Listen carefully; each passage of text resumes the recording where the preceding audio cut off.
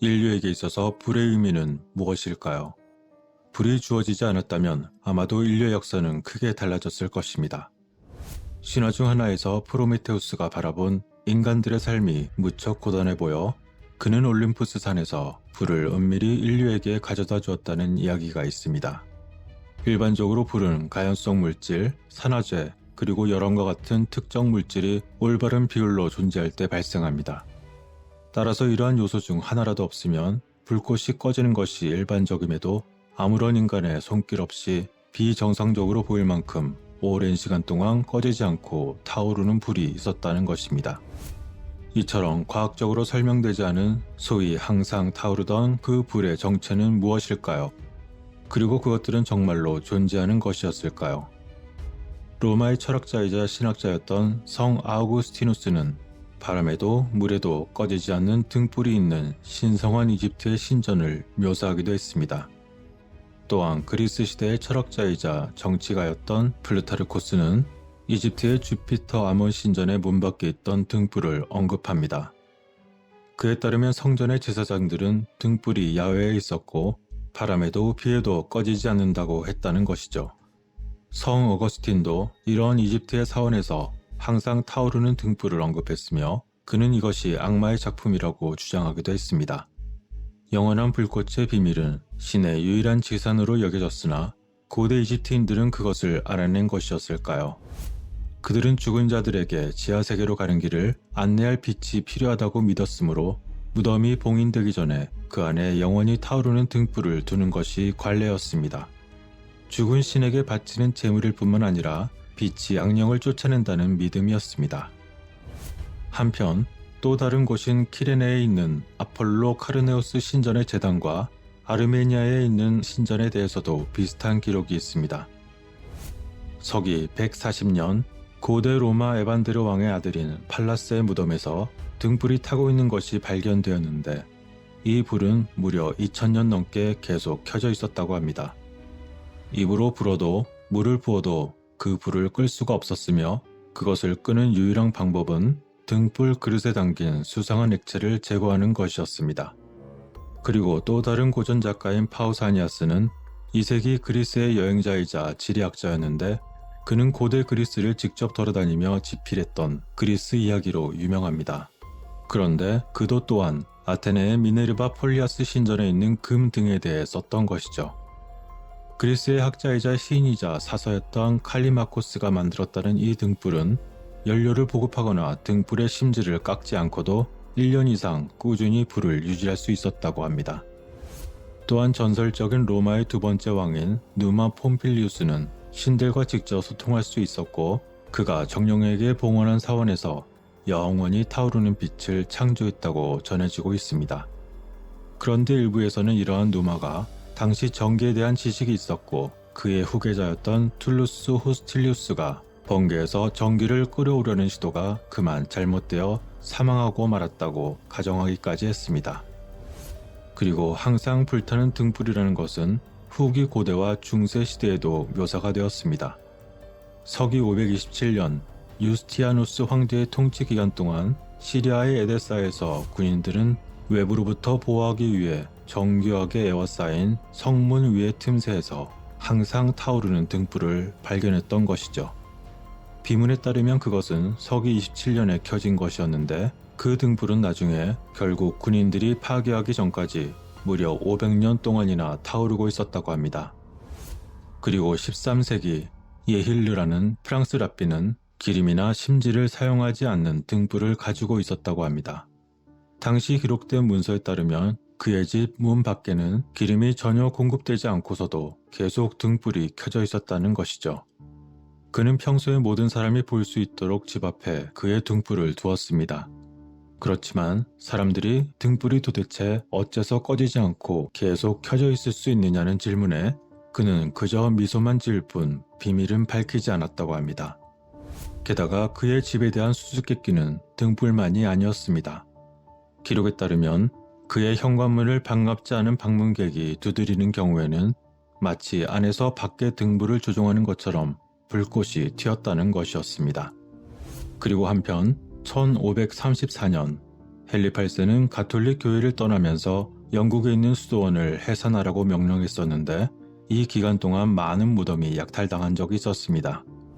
그런 가운데 요크셔에서는 콘스탄틴의 아버지, 그의 무덤에서 당시 불타고 있는 등불이 발견되기도 했었는데 그의 죽음은 서기 300년에 기록되어 있었기 때문에 그 등불은 무려 1200년 이상 켜져 있었음을 알려주는 것이었습니다.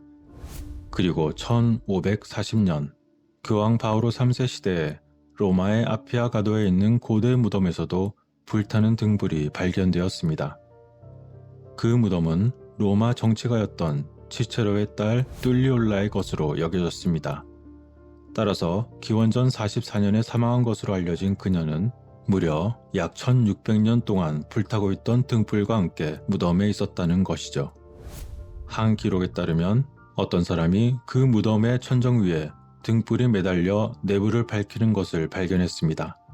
그런데 이 사람이 앞으로 걸어가자 바닥에 떨림이 있는 듯 소리가 들렸고 갑옷을 입고 손에 일종의 무기를 들고 있던 조각상이 앞으로 움직이며 등불을 파괴하였다는 것이었습니다. 그리고 또 다른 기록은 17세기 중반 프랑스 그르노블에서 한 젊은 스위스 군인이 고대 무덤 입구를 우연히 발견한 적이 있었습니다.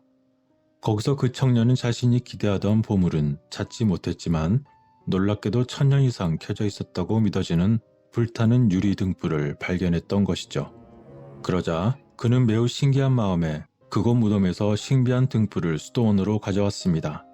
그러자 수도원의 사자들은 너무 놀라워하며 그곳에 조심히 그것을 보관하고 있었습니다. 하지만 그러던 어느 날 한 사자가 그만 실수로 그것을 엎어버려 그 등불이 망가지고 말았지만 그 신비한 등불은 몇 달 동안이나 꺼지지 않고 유지되고 있었던 것이었습니다. 그리고 또 다른 이야기로는 인도 히마찰 프라데시의 히말라야 하부 마을에 위치한 고대 힌두교 사원인 주알라지 사원에는 영원한 불꽃이 계속 타오르는 천연 동굴이 있습니다. 사원의 이름이기도 한 주알라는 불꽃을 의미하며 알려진 역사가 시작된 이래로 끊임없이 불타고 있다고 전해지는데 그 전설의 내용은 다음과 같습니다. 고대에 악마가 히말라야 산맥을 지배하고 신들을 괴롭혔을 때 신 비슈누는 신들을 이끌고 악마를 처단했다. 그 신들이 힘을 모으자 땅에서 거대한 불꽃이 치솟았다. 그러자 그 불에서 어린 소녀가 태어났다. 이 소녀는 사티라고 불렸고 프라자파티 닥샤의 집에서 자라났으며 나중에 시바의 배우자가 되었다. 그러나 그녀의 아버지가 시바신을 모욕하자 그녀는 이를 받아들이지 못하고 스스로 목숨을 끊었다. 시바는 그러한 아내의 죽음에 대해 들었을 때 그의 분노는 끝이 없었다. 그리고 그는 아내 사티의 몸을 안고 상계를 샅샅이 뒤지기 시작했다. 다른 신들은 그의 분노 앞에 몸을 떨며 비슈누 신에게 도움을 청하게 되었다. 그러자 비슈누 신은 수다르샨 차크라를 방출하여 시바가 안고 있던 사티의 몸을 강타하여 산산조각을 내었다. 그러자 죽은 사티의 몸에서 조각들이 떨어진 곳에 51개의 신성한 샤크티 페트가 생겨났다. 사티의 혀는 주알라지에 떨어졌고 여신은 오래된 암석의 균열을 통해 흥결없는 파란색을 태우는 작은 불꽃으로 나타났다. 라는 전설이었습니다. 그런데 그 후 시간은 흘러 지금으로부터 수백 년 전에 한 양치기 소녀는 그의 소 한 마리가 항상 우유가 없는 것을 발견했습니다. 그러자 소녀는 이상하게 생각하여 소에서 우유가 나오지 않는 그 원인을 찾기 위해 소를 따라갔습니다. 그런데 그는 숲에서 소의 우유를 마시고 성광처럼 사라진 한 소녀가 다시 숲에서 나오는 것을 보게 되었던 것이죠. 소녀는 너무나 이상하여 왕에게 찾아가 그 이야기를 전했습니다. 그런데 왕은 고대의 사티의 혀가 이 지역에 떨어졌다는 전설을 알고 있었습니다. 그래서 왕은 그 이야기를 듣고 신성한 장소를 찾으려고 노력했지만 성공하지는 못했습니다. 그런데 몇 년 후 목동이 다시 왕에게 찾아와 또 다시 산에서 타는 불꽃을 보았다고 보고했습니다. 그러자 그 왕은 결국 그 자리를 다시 찾게 되었고 결국은 불꽃의 환상을 보게 되었다는 것이었습니다. 그리고 라자 부미 찬드 왕에 의해 그곳에 사원이 지어졌고 사제들이 예배에 정기적으로 참여할 수 있도록 했다는 것이었죠. 전설에 따르면 무굴 제국의 황제가 누르푸르와 참바 악바르의 전투 후에 이곳에 왔다고 합니다. 악바르는 한때 새로 된 큰 완반으로 화염을 덮고 물을 뿌려 그 화염을 진압하려고 시도했었지만 그 불길은 절대로 꺼지지 않았다고 합니다. 그러자 악바르는 그곳에 성전을 파괴하고 제사장과 다른 신도들을 죽여서 자신의 분을 풀었지만 그 후 이곳의 사원은 왕에 의해서 다시 재건되었습니다. 그리고 이후 마하라자 란지트 싱이라는 인도 시크교도의 왕국의 창시자는 이곳에 황금 차트라를 설치했고 란지 싱의 아들 시에 싱은 그곳의 문을 은으로 장식했다고 합니다. 그리고 또한 이곳에는 하나의 민요가 남아있는데 판잔판잔 판다반은 건물을 만들었네 라는 내용으로 미뤄볼 때 판다반이 나중에 사원을 개조했을 것이라는 믿음을 증언하는 듯 보입니다. 이러한 전설이 남아있는 이곳은 오랜 동안 순례의 중심지였으며 1년 내내 수천 명의 순례자가 계속해서 사원을 방문하고 있습니다. 이렇게 영원히 또는 수천 년, 수백 년간 외부 공구 없이 꺼지지 않고 계속 타오르고 있는 불은 과연 무엇이었을까요? 이에 대한 하나의 이론은 고대 사람들이 바그다드에서 발견된 배터리와 유사한 초기 형태의 전기를 사용한 것이 아닐까 하는 것과 또 다른 그와 유사한 이론은 이집트인의 무덤에서 발견된 전구 모양의 그림이 있다는 지적이었습니다. 그런데 이것은 주류 이집트 학자에 의해 전기장치로 간주되지 않고 있습니다. 그런 가운데 설득력이 있어 보이는 또 다른 이론은 수은에 의한 것이라는 주장이었습니다. 한 보고에 따르면 누군가 무덤을 열고 바닥에서 이상한 액체의 은방울을 발견했다는 내용이 있었습니다. 그 안에 있던 은방울이란 것이 혹시 수은이었던 것일까요? 수은은 유황, 소금과 함께 초기 연금술사의 핵심 도구였습니다. 고대 연금술사들은 그것들을 조합하여 종종 마법처럼 보이는 것을 수행하기도 했습니다. 이것들은 몸, 혼, 영이라고 불리는 지구의 세 가지 주요 물질로 여겨졌던 것이죠. 고대 연금술사들은 그것들을 조합하여 종종 마법처럼 보이는 것을 수행하기도 했는데 계속 켜져 있던 등불은 일종의 수은 등불일 수도 있었던 것일까요? 이런 내용과 관련된 것은 가열된 수은에서 이온화된 가스가 봉인된 무덤에 축적이 되어 빛의 연료를 공급하는 자가 유지 전하를 생성했을 거라는 주장입니다. 또한 무덤이 열리면 불이 꺼졌다는 이야기가 자주 보고된 적도 있었습니다. 이것은 매우 흥미로운 것인데 무덤에 축적된 가스가 외부로 방출된 것 때문일지도 모릅니다. 이것은 또한 어째서 그토록 많은 무덤 강도와 고고학자들이 오래된 무덤을 열고 들어간 후에 극심한 통증을 느꼈다고 보고했는지에 대한 설명이 될 수도 있을 것입니다. 어쩌면 당시 그들은 무색무취의 수은 증기 중독에 노출되어 있었을지도 모르는 것이기 때문이죠. 혹시 고대인들이 그들의 마지막 안식처를 방해하려는 자에게 그러한 유독하고 치명적인 저주를 내리려고 미리 준비한 것이었을까요? 어찌되었건 그러한 일들이 반복이 되자 나중에 무덤을 열 때 제일 먼저 봉인된 문에 두 개의 구멍을 뚫어서 가스 또는 미신적인 악령 등이 미리 빠져나갈 수 있도록 조치하는 것이 일반적인 무덤 개방의 방법이 되기도 했습니다. 한편 1675년 장 펠리스 피카르라는 프랑스 천문학자가 놀라운 관찰을 한 적도 있었습니다. 그는 수은 기압계를 들고 있었는데 수은이 흔들릴 때마다 빈 공간이 빛나는 것을 발견했던 것이었죠. 그 후 많은 사람들이 이러한 현상을 설명하려고 노력했었는데 그 중에서 1705년 영국 과학자 프랜시스 호스크비가 정전기를 이용한 가스방전 등불을 시연한 적도 있었습니다. 그리고 100년 후 러시아의 전기기술자였던 바실리 페트로프는 다양한 종류의 방전식 광원을 발생시키는 전기아크 현상을 처음으로 기술했습니다.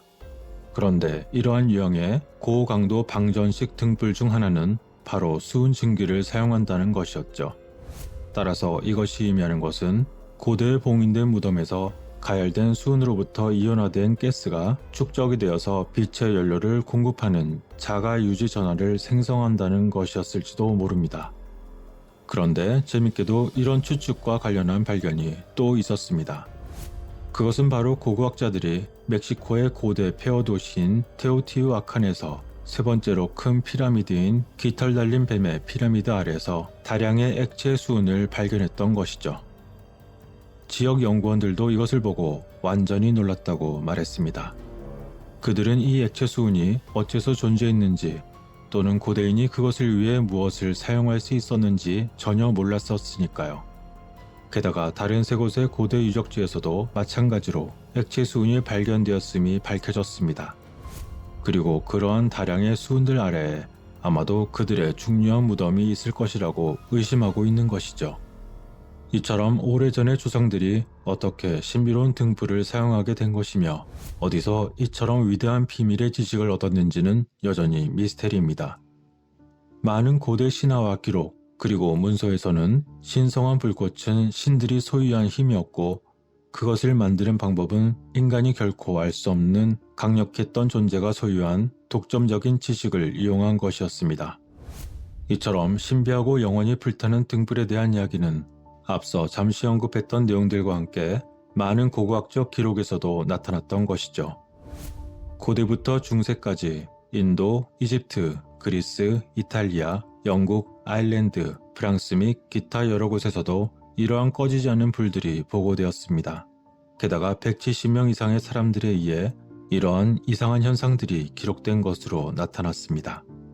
하지만 불행하게도 이 불타는 등불의 대부분은 초자연적인 힘을 지닌 물체들을 두려워했던 사람들이나 무덤 강도에 의해서 파괴되고 말았습니다. 고대인들은 수백 년, 그리고 어떤 경우에는 수천 년 동안 연료 없이도 탈 수 있는 등불을 과연 어떻게 만들 수 있었던 것일까요?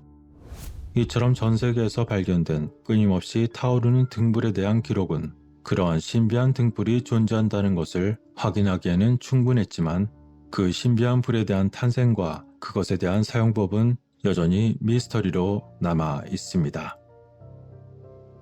끝까지 시청해주신 모든 분들께 깊은 감사를 드립니다.